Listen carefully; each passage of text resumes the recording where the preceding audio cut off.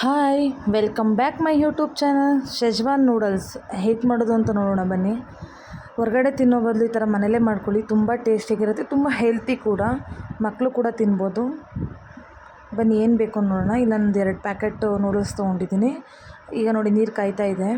ಆ ನೀರಿಗೆ 1 ಸ್ಪೂನ್ ಎಣ್ಣೆ, ಸ್ವಲ್ಪ ಉಪ್ಪು ಹಾಕ್ಕೊಳ್ತಾ ಇದ್ದೀನಿ. ಅದು ಸ್ವಲ್ಪ ಬಿಸಿ ಆಗಲಿ.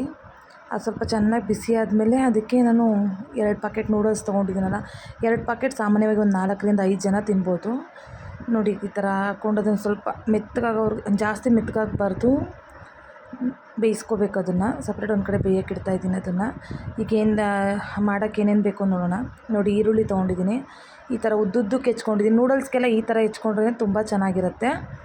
ಮತ್ತು ನಾನು ಕ್ಯಾಬೇಜ್ ತೊಗೊಂಡಿದ್ದೀನಿ, ಈ ಥರ ಉದ್ದುದ್ದಕ್ಕೆ ಹೆಚ್ಕೊಂಡು. ಕ್ಯಾರೆಟು, ಕ್ಯಾಪ್ಸಿಕಮ್ಮು ಎಲ್ಲ ಒಂದೇ ಥರ ಹೆಚ್ಕೊಂಡಿದ್ದೀನಿ. ಸ್ವಲ್ಪ ಶುಂಠಿ, ಬೆಳ್ಳುಳ್ಳಿ ಸಣ್ಣಕ್ಕೆ ಹೆಚ್ಚಿಟ್ಕೊಂಡಿದ್ದೀನಿ. ಕೊತ್ತಂಬರಿ ಸೊಪ್ಪು, tomato ketchup, Schezwan sauce, soya sauce ಮತ್ತು ವೆನಿಗರ್ ಎಲ್ಲ ಒಂದೊಂದು ಸ್ಪೂನ್ ಹಾಕ್ತೀನಿ. ಶೆಜ್ವಾನ್ ಸಾಸ್ ಮಾತ್ರ 2 ಸ್ಪೂನ್ ಹಾಕ್ತೀನಿ. ನೋಡಿ ಈಗ ನೂಡಲ್ಸ್ ಬೆಂದಿದೆ. ಒಂದು ಎತ್ಕೊಂಡು ನೋಡಿದ್ರೆ ನಿಮಗೆ ಗೊತ್ತಾಗುತ್ತೆ, ಬಿಸಿ ಇರುತ್ತೆ. ನೋಡ್ಕೊಂಡು ಎತ್ಕೊಂಡು ನೋಡಿ, ಈ ಥರ ಲೈಟಾಗಿ ಪ್ರೆಸ್ ಮಾಡಿದ ತಕ್ಷಣ ಕಟ್ಟಾಗಬೇಕದು. ಈ ಥರ ಆಗಿದೆ ಅಂದರೆ ನೂಡಲ್ಸ್ ಆಗಿದೆ ಅಂತ. ಈಗ ನಾನು ಅದನ್ನು ಬಸ್ಕೊಂಡು ಒಂದು ಪಾತ್ರೆಗೆ ಅದ್ರ ಮೇಲೆ ಫುಲ್ ತಣ್ಣೀರು ಹಾಕ್ತಾಯಿದ್ದೀನಿ. ತಣ್ಣಗಿರೋ ನೀರು ಹಾಕ್ಬೇಕಿಲ್ಲ ಅಂದರೆ ಬಿಸಿಲೇ ಇಟ್ಬಿಟ್ರೆ ಎಲ್ಲ ಕಚ್ಕೊಬಿಡತ್ತೆ.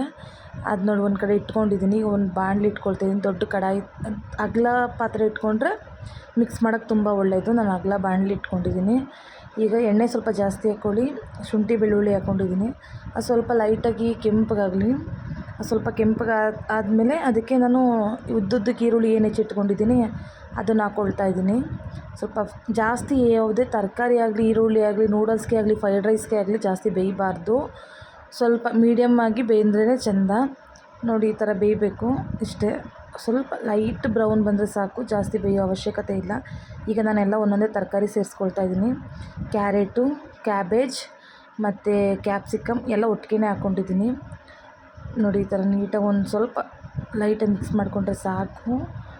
ಮಾತ್ರ ಉರಿ ಮಾತ್ರ ಸಣ್ಣ ಮಾಡಬೇಡಿ, ದೊಡ್ಡ ಉರಿನಲ್ಲೇ ನೀಟಾಗಿ ಮಿಕ್ಸ್ ಮಾಡ್ಕೋಬೇಕು. ಅದೆಲ್ಲ ಸ್ವಲ್ಪ ಲೈಟಾಗಿ ಬೇಯೋತ್ತವರೆಗೂ ಈ ಥರ ಮಾಡ್ಕೊಳ್ಳಿ. ಈ ಥರ ನಿಮಗೆ ತರಕಾರಿ ಬೀನ್ಸ್ ಬೇಕು ಅಂದರೂ ಹಾಕ್ಕೋಬೋದು. ನಾನು ಬೀನ್ಸ್ ಹಾಕ್ಕೊಂಡಿಲ್ಲ. ನೋಡಿ ತರಕಾರಿ ಎಲ್ಲ ಸ್ವಲ್ಪ ಉಪ್ಪು ಹಿಡೀಲಿ ಅಂದ್ಬಿಟ್ಟು ಲೈಟಾಗಿ ಉಪ್ಪು ಹಾಕ್ಕೊಂಡಿದ್ದೀನಿ. ಜಾಸ್ತಿ ಹಾಕ್ಕೋಬೇಡಿ, ಲೈಟ್ ಆಮೇಲೂ ಹಾಕ್ಕೋಬೇಕಲ್ವ, ಅದಕ್ಕೆ. 1 spoon vinegar, 1 spoon soya sauce, 1 spoon tomato ketchup ಮತ್ತು 2 ಸ್ಪೂನು ಶೆಜ್ವಾನ್ ನೂಡಲ್ಸ್ ಸಾಸ್ ಹಾಕ್ಕೊಂಡಿದ್ದೀನಿ.